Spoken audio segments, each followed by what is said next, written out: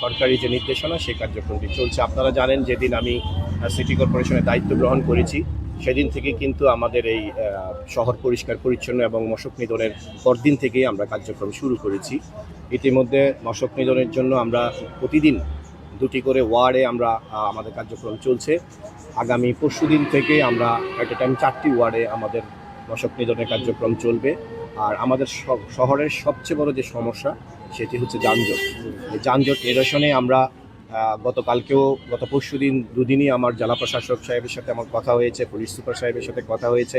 আমরা সকলের সমন্বয়ের মাধ্যমে একটি সভা করব। সেখানে কুমিল্লার সর্বস্তরের নাগরিকদেরকে, সচেতন নাগরিকদেরকে আমরা সেই মিটিংয়ে আমরা আহ্বান জানাবো উপস্থিত থাকার জন্য। আপনারা উপস্থিত থাকবেন, সাংবাদিকবৃন্দ উপস্থিত থাকবেন। বিভিন্ন জনের মতামত নিয়ে আমরা এই যার অটো সে নিজে চালায়, যে আমার অটো আমি নিজে চালাই, এদেরকে আমরা লাইসেন্স দিব। পর্যায়ক্রমে এই নগরীতে বসবাস করে এই নগরীর স্থায়ী বাসিন্দা তারা বা ভাড়া থাকলেও এই কুমিল্লারই মানুষ, তাদেরকে প্রায়োরিটি দিয়েই আমরা দ্রুত সময়ের মধ্যে কিছু আমরা অনুমতি দিব, যে অস্থায়ী অনুমোদন যেটা বা অস্থায়ী লাইসেন্স যেটা, যে কোনো সময় তার অন্যায় চোখে পড়লে যেন তার লাইসেন্স বাজেয়াপ্ত করা যায়।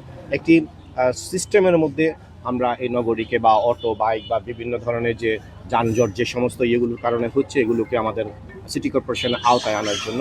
আর আরেকটি পরিকল্পনা আমার রয়েছে যে একটি কোম্পানির মাধ্যমে আমরা, আপনারা দেখেন যে ওই যে পর্যটন এরিয়াগুলোতে কিন্তু কিছু বাগি বলে সম্ভবত এগুলোকে, হ্যাঁ, ওই যে 4 হুইলার, একটা গাড়িতে 15 জন বসতে পারে, 12 জন থেকে 15 জন, এগুলো আমরা চালু করব। ইতিমধ্যে ঢাকা ইউনিভার্সিটিতে চালু হয়েছে, বসুন্ধরায় চালু হয়েছে।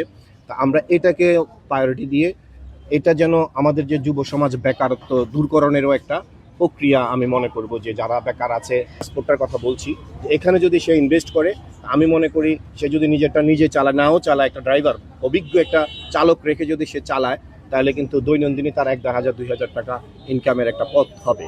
তো এই যে বেকারত্ব দূরকরণের জন্য আমি এরকম চিন্তা করছি যে বাগিগুলো এগুলো যদি আমরা এখানে চালু করতে পারি, একটা নিয়মভাবে আমরা রোড চিহ্নিত করে দিব যে এতগুলো এই রোডে চলবে, এতগুলো এই রোডে চলবে, এভাবে করে আমরা বিভক্ত করে যদি আমরা একটা সিস্টেমের মধ্যে পুরো নগরীকে নিয়ে আসতে পারি, আমি প্রত্যাশা রাখতে পারি যে খুব দ্রুত সময়ের মধ্যে কুমিল্লা শহর যানজট মুক্ত হবে ইনশাআল্লাহ।